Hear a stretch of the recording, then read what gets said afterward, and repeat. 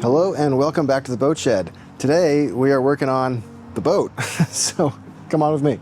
Well, in case you're new here, my name is John and this boat is Antidote. Now, I am not a pro boat builder. I'm an engineer and a sailor with a dream of fixing up this old boat to go sail around the world someday, but we have a lot of work to do first. And now recently you might have seen some of the videos where we've been rebuilding an old Yanmar. It's actually for a different boat, and that's been a huge distraction for the last several months here on the channel, but we are getting back to the boat now. I know a lot of you have been saying, when are we gonna get back to working on Antidote? Today's your day, stick around. Over the past few weeks and months, I've had a lot of really great adventures. We went to the Annapolis Boat Show, we did a motorcycle trip with my father. These are things that I will share with you on the channel eventually, but today let's focus on the boat. When we first acquired Antidote, I was suspicious that there'd be some wet areas of the deck. It had an old teak deck on it. It was in really, really rough shape. And if you've seen the earlier videos, you'd know that. And now, if I'm being really honest, it's embarrassing how long ago I made some of those videos, and this deck still hasn't been recored, but we're gonna make a big push here now on this. Now, what's happened here is that we've actually found that the deck is like 95, maybe 100% wet. And it's old balsa, it's all rotten. So this has become a very, very major job. This should serve as a warning to any of you out there looking to buy an old boat. Be careful what you do. And we've also found water now in the bulwarks. It kind of goes on and on, but we're gonna get through it one day at a time. So let's get back into here, see where we left off. So here we are. We've got some old sleeping bags and blankets over this stuff. This is just to keep the UV light off of it while I wasn't working on it. Get all this removed and see where we're at here. You can really see the difference here between the color of the new foam versus the older stuff that's been on for longer. It is a lot darker. And I spoke to Diab, the people that make Divinicel, and they've told me that I don't need to worry about the structural integrity of the foam if it's left outside in UV for some period of time. You don't want to do it forever, but they said not to worry, keep it covered when you can, and we'll keep on moving. So hopefully we'll move along here relatively expediently and we won't need to worry about the UV. Anyway, that's why you can see the difference in the color. Interesting. We're gonna get going with preparing this next area to receive the core, and then we'll keep moving on back. This does remind me though of another problem here that I noticed a while ago. The last time I was working up here, we put in this new piece of foam, basically deleting an old hatch. And then we also put in a layer of glass to help bolster the bottom skin. Although it makes me feel a lot better to do that, but I'm not sure if it's totally necessary, to be really honest. Something that does concern me though is I have a few areas where it looks like I have some bubbles, where I didn't roll out the glass as well as I should have. And now with this bottom skin being a little bit rough, as you see here, and there's some areas where there's parts of the scrim showing, I think some of these areas are just that imprinting through where you see the lighter areas of the old glass. But some of these do actually look like they are proper air bubbles, and that's not great. And I have actually noticed that it's pretty common for me, and let me know what you think, but when I roll the glass out and I'm going through everything, maybe it's because there's a lot of pressure and time sensitivity, but I have noticed that there have been occasions where I have missed air bubbles more than once, and they seem to be harder to spot when everything is wet and you're working. And then when it's all dried up and you come by after the fact, once the gloss is kind of settled down, they seem to really stick out, and you almost wonder, how on earth did I miss that? So I think what I'll do is pick out the really bad ones, grind them down a little bit, and we'll just try to do a quick repair before we keep on going here. A couple things here we'll just have to first clean up. We've got some squeeze out and stuff, so we'll clean up all those edges, try and get this ready for some new material. It's also been a while since I worked up here, so I think it's probably good just to give it a wipe down and a vacuum. Obviously, make sure it's as clean as possible. But let's get started with that. We'll get all that cleaned up, ready to go, prepare that surface for some new foam.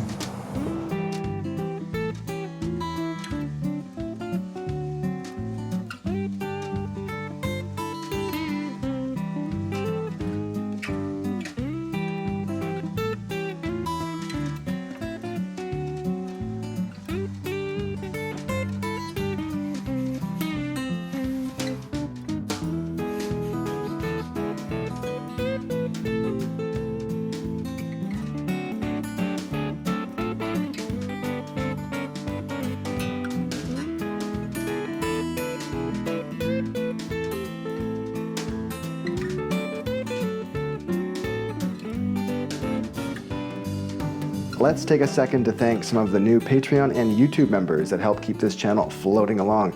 Now, if you're interested in some extra updates and ad-free videos, you can check out the Patreon link below or hit that join button. Now, the folks whose names are appearing on the screen go the extra mile to keep this channel working, and I couldn't do it without you. Thank you all so much. Now, back to the video.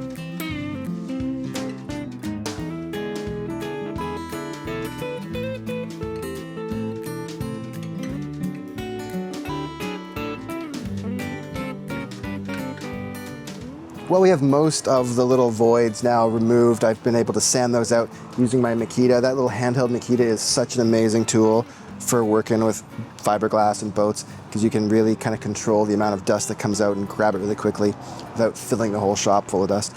Looks like I have about 20 little holes, little pimples that we've popped here, and are gonna now refill with new glass and epoxy.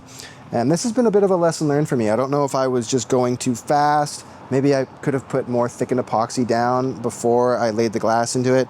I didn't really use thick epoxy, I just used regular epoxy. And the substrate is a little bit uneven, so maybe that kind of all added up to it. But I thought I rolled it out really well with the fin roller and worked it and had the bubbles out, but clearly I did not. And so yeah, this is a bit of a lesson learned. And I'm thinking maybe I'll put together sort of a video about all the lessons I've learned and sort of things that I've picked up as I've been working with epoxy, because I am learning as I go here. So if you're following the channel and interested in something like that, like 10 things I wish I knew about working with epoxy, let me know in the comments down below. Maybe we'll put something like that together. Anyway, enough rambling. I think we're ready now to get some glass cut and some epoxy mixed up. We'll fill these holes in, let them cure up, and then we'll just buzz them all flat. All right, here we go.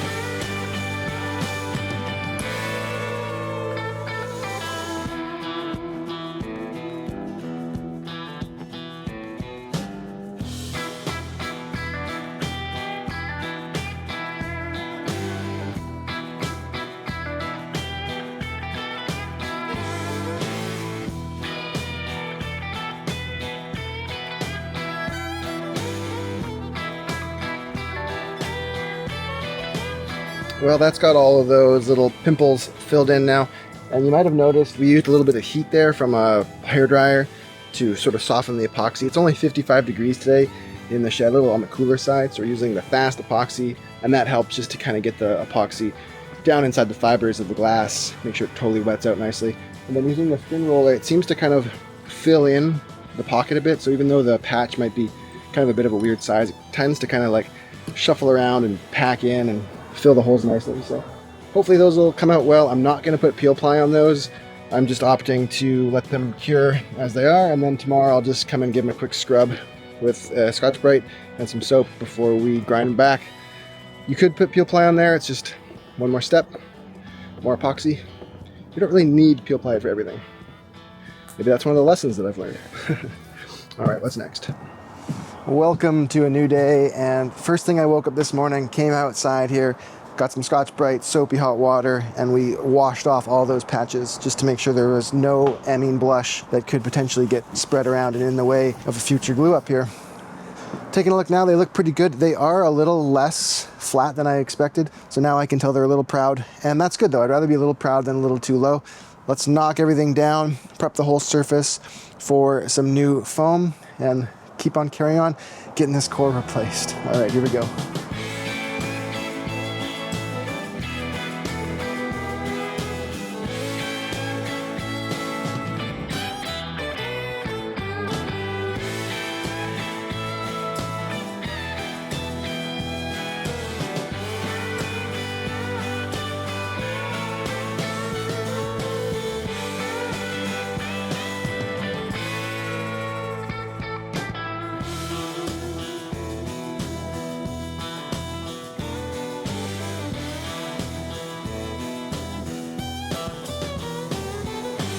patches now look pretty good. We have them mostly flattened out. I'm, fighting that urge to go to 100% here. So it looks good. There is still some waviness in the bottom skin. That's going to be something I think I fight the whole way down this boat. We're going to deal with it the best that we can. I want to continue with the vacuum bagging for this because I like that it pulls everything nice and tight. We use that about 20 inches or so of vacuum with a thick slurry of sort of mayonnaise epoxy underneath. And that gives it a chance to sort of average out, even out, and pull tight. And then you have, maybe I'm hoping I have more of a fair curve on the top surface that way if I'm using larger pieces, but still able to get any air out.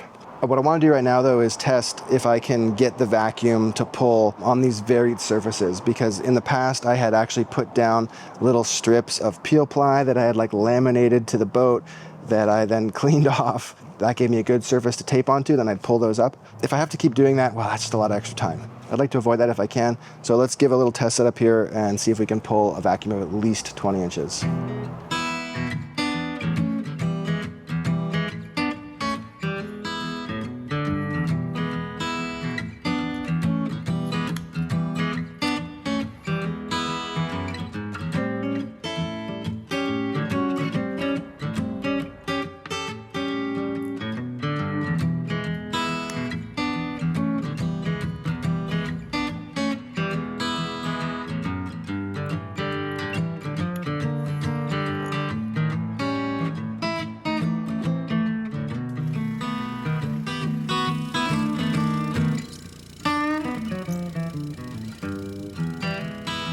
Well, I'd say that was a success. Once I remembered to actually close the valve for the vacuum pump, we were able to pull a little over 20 inches on the pump there. So that's what I wanted to see. Now I'm probably kind of on the limits here, but I think we're going to give it a try. We'll have some backup weights perhaps, just in case.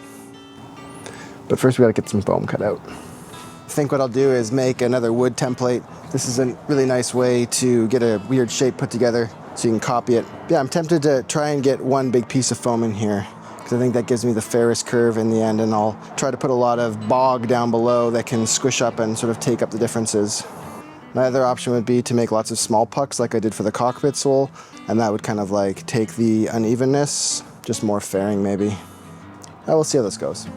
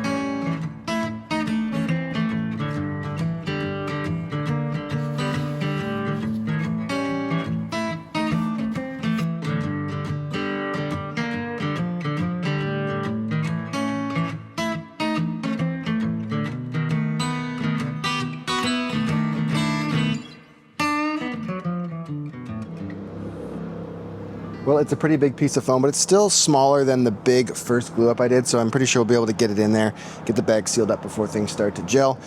And yeah, so we'll get on that tomorrow. It's getting kind of late in the day here. Now we are expecting some weather tomorrow, and so I'm a little bit concerned about keeping that vacuum pulled down in case we might have like a power outage, something like that, because that would not be very good. So, well, I have a secret weapon that might just help with that. Let me show you what I mean. So allow me to introduce you all to Bluetti, or Bluetti. If you are not already familiar, Bluetti is a pioneer in the clean and renewable portable power space. So they make power generators and solar panels and all kinds of different battery banks, lithium ion, so that you can take power where you need it. And so they've sent this over here to the shop so that we've got something to work with while we battle some winter storms this year as we try and get this deck finished. So let's open this all up. I'll show you what we got. So the first thing I'm noticing is that it is all double boxed, and this box is monstrous. It's like 4 layers of corrugated cardboard. So right away I'm thinking this is a company that wants to make sure that you have a good experience when you spend your money with them. This box even has a couple of little dings in it, like one right up here, and it didn't even go through the cardboard layer of this sort of sacrificial shipping box. We'll get everything opened up here and then check back in. So far everything's looking good, top marks for the packaging. Let's get everything opened up, unboxed though, so we can see what we've actually got here. On top we have the instruction manual. There's a box here that's probably got a bunch of cables in it, I'm gonna guess. I have to do this down on the ground, this is too heavy. Okay, so this is the AC240, big power station. This is the main bulk of the unit, sort of the brains, the inverter and all that. Let's get the rest opened up and we'll get back to this guy. Okay, next to the AC240, we have the B210, and this is like an expansion pack. 2,150 watt hours inside of it, and it has output, so you can use it standalone to power some DC sources, like some 12 volt stuff here. Last up, solar panel. This is their PV350D folding solar panel. This has monocrystalline cells, and it is IP65 rated, so it can handle some rain. We have adjustable legs back here, so you can set it up any way that you like. And the connectors that are attached are the MC4s, and it's on a very long cable. The whole thing tucks nicely into a zippered pouch on the back, so pretty nice. And that's gonna be our backup power source in case we really need to keep this thing running. So that provides 350 watts in an ideal situation to this whole device. All right, let's take a look at some of the features here of the AC240. It has 3 flexible AC outputs, including a larger 30 amp output there. So you've got a couple of 15 and 20 amp combined outlets. And then this bad boy can do 30. That's really awesome. We've got USB-C outlets here. Everything here is protected with the little rubber gaskets. We've got the USB, the A, the old style, and the new Cs. The Cs are great because they do a lot more power. And then we've got a couple of DC 12 volt outputs. Here's your standard cigarette lighter, and then a more robust 30 amp connection there. So 10 amps on that one, 30 amps on that bad boy. So this has the inverter built into it. This will do full sine wave AC. It's got a lithium battery bank in it, 1,500 watt hours approximately. So the beauty here is that the B210 allows you to combine the capacity. So you basically get to put all this battery bank, DC power supply into the AC inverter, and you've just like over doubled the capacity of the system. So my thinking here is to run the vacuum pump through this whole system because this acts as a UPS, an uninterrupted power source. So in the event of a power failure, even if the AC coming into this, which keeps everything charged, drops out and the bypass power can no longer go through, it immediately kicks into the DC mode. And it should run with the combined capacities. I think I'm gonna get 8 to 10 hours of runtime on that pump. Certainly enough time to hopefully kick off the epoxy so that what I'm working on can be settled and stabilized. And I could always use the solar panels to help offset the power being used. Of course, that's only gonna work during the daytime, but still nice thing to have. And because these use lithium iron phosphate batteries, they are a safer lithium ion than some of the other battery technologies that do exist. So definitely feeling good about that. And that also will allow you to get tons of use out of these batteries. They say 3,500 uses or cycles down to 80% depth of discharge. So you're gonna get a lot of capacity out of this system. Now it is on the heavier side, this one. This is definitely what I would consider to be a portable, but sort of workshop setup, or maybe for a home. They have a ton of different options on their website, everything down from a very small sort of lunchbox sized unit that you could use sort of take camping or maybe just for a fun little trip to the beach. But this is what I was after for working in the shop. And now full disclosure, I contacted Bluetti about working together on this project, and they have offered and sent me all of this gear so that I could review it, take a look at it, and share it with you guys. So I did get this at no cost to myself, but I am happy to be sharing this information with everybody out there because I think this is a really cool technology and a really nice unit. This is a very high-end device.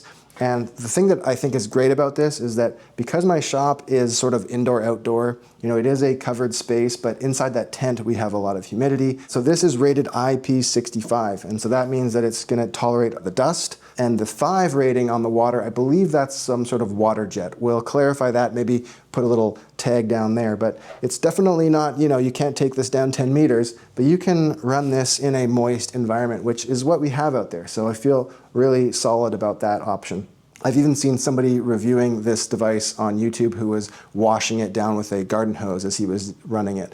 So don't advise that. I'm certainly not going to do that, but it's good to know that you can. Now, if you happen to need more capacity, let's say you wanted something like this for a home backup, then you can add up to, I think, 4 of these. So you can take this whole system to over 10,000 watt hours of available power. Let's get this one set up, plugged in, and running so we can take a look at, first of all, make sure it's all charged up and ready to deploy. And then I'll show you how some of the features work. Now, plugging it in, it automatically comes to life. This is another nice feature of the unit here. Has a very clear digital display. Gives you everything you need to know, your DC in, your DC out, AC input. Right now we're bringing in 400 and something watts as we charge the battery because it was at 57% when I received it, and now it's on its way up. And it's telling me 2.4 hours at this current rate to get to full battery. But we also have adapters that came with it to charge on a car charger adapter. And then this one has the MC4, I believe they're called, these connectors for the solar panel. So that'll plug into the panel and we can charge it with the sun. Okay, well, let's not leave the extra B210 all alone. Let's get that thing into the system as well. So we'll throw it up on top here. So it actually has feet that are designed to sit right into it. So it locks right in place really nicely. So together as a unit, it looks very good. So this one, we should be able just to see what the power out is right now. Pushing the button, it says we have 80%. We can add more charge to that, but this is a cool thing to have too. You can just take this around and you've got a cigarette lighter and USB A and C. This will charge your iPhone probably several hundred times. It's gonna be heavy though, so think about that when you're taking that on your hike. The power cable that is supplied to power the B210 into the main inverter is a monster cable, but that's because you need to be able to pass a lot of amperage through there. So this big cable just plugs in end to end and everything is set up so you can't do it the wrong way, color coded. And so now we have this battery at 80% added to here, and it's probably doing 2 things right now. It's probably charging this one as well as, let's see if it says anything different. Okay, so now we've immediately jumped up to 70%, and now it says 2 hours to charge. Bringing in extra AC power and sending it up through this guy, charging up. And now we're flashing here, showing that we are getting towards 100%. Everything just kind of works, and that's what you want, right? Other features that might interest you about the AC240 is apparently it has a Bluetooth app that you can connect to it with. I haven't tried to do that yet. Maybe I will make a demonstration of that later on. But yeah, I think that's pretty much it. You can individually control which outputs are enabled based on the buttons that you push, and they all kind of light up. So you can have them standing by or just off if you don't need them. You can clearly see what is on. This one does the same thing for the DC output. But now I think what we should do is put the pump on this thing, actually get it working, and then we can see how the uninterrupted power supply works. This little pump runs around 500 watts, I think. Let's see. So I should be able to turn the AC on. And now this little guy should run. It's showing the output at 457 watts.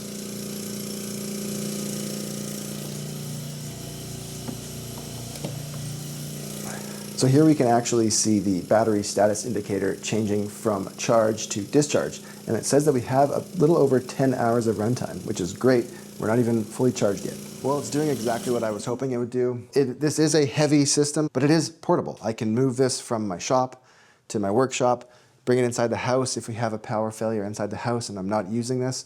That'll be actually really nice to keep the freezer going, things like that. Again, I want to say thank you to Bluetti for sending me this kit. Definitely going to see this in a lot of videos coming up. I'm going to use this to make sure if the power does go out in the fall here that we are covered. Make sure to check out their website. We'll put a link in the description down below. They have a ton of stuff that might suit your needs in this sort of power, clean power, portable power space. And with it being Black Friday soon, based on when this video comes out, they're having a massive sale. So as soon as this video launches, the sale is live and it'll be going on for several more days. I'll put a thing right here so you know what day it's valid for, because you might miss it if you see this video late.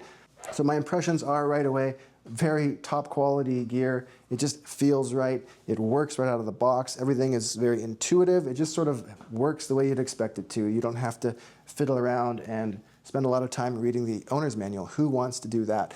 So we're going to use that time we saved to get back to work. I was double checking some of my emails from the Diab rep earlier, and it looks like he recommends 15 to 22 inches of vacuum for pulling foam down this way. So we had lots of vacuum when we did our test earlier. I think what I'll do is get all of the materials prepped for this. It's still in one big piece. I might do a couple of small cuts just to help it lay a little bit more flat as I'm gluing it up. And then we'll try and pull a vacuum one more time just to make sure that our setup is going to work. Then we can just carefully peel it back, put all the foam in with all the glue, seal it back up, vacuum it down.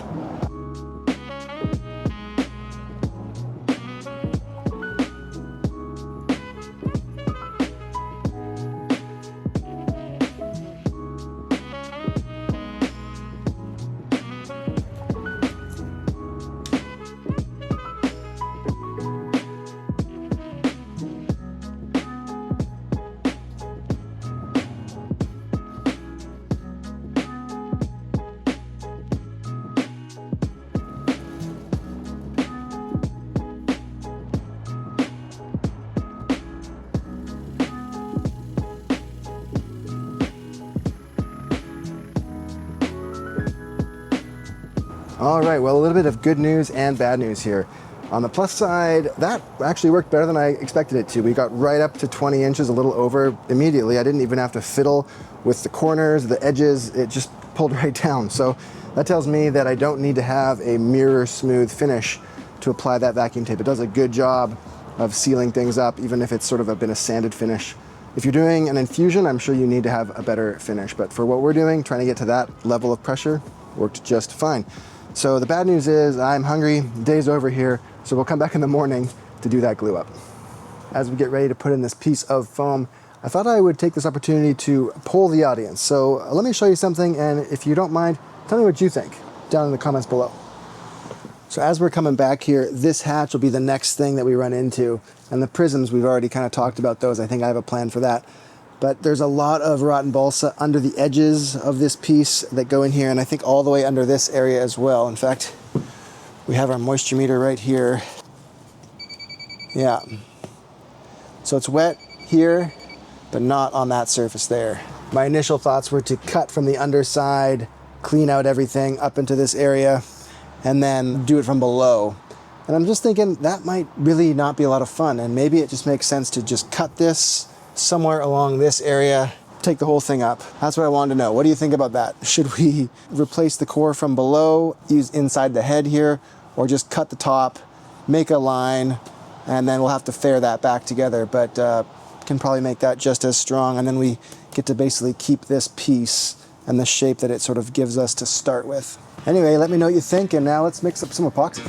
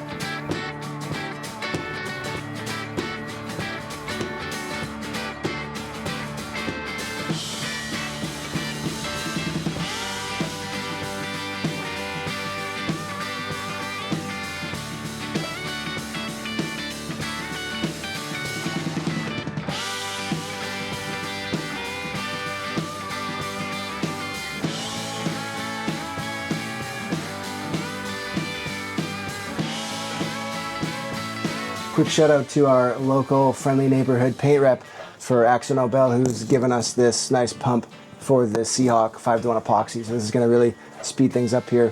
Nice unit, let's get going with it.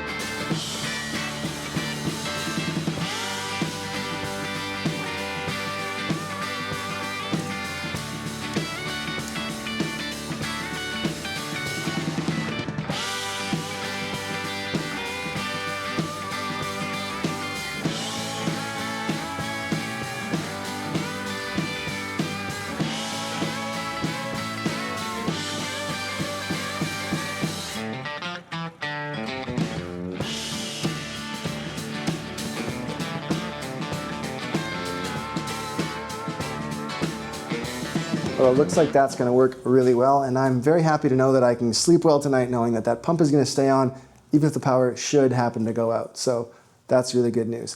Now we're going to keep on moving ahead with that deck and some other stuff, putting things back together in the bulwarks and decks in the next several videos, maybe some other things along the way as well. But if you've ever done any renovations, you know that taking things apart is easy, putting them back together is the hard part, but we're gonna keep on going one day at a time. So big thanks to the folks at Bluetti for sending some gear over here to help us with our power management. That is really awesome. Go ahead and check out their website, link down below. And if you use the code JOHN5OFF, we'll put that right here, you can get another 5% off of their already really good Black Friday sales that they're doing. So now if you're new to the channel and would like to see more of the videos about the Antidote restoration that we are finally back to, you can check out this link right up here. And as always, you can subscribe for more of this content. See you all next time. Really good black flat. Now plugging it in, it automatically comes to life. And this is another nice feature of the unit. It has, it just went out. It has a timer. It does that to save battery life. Push the button, back online.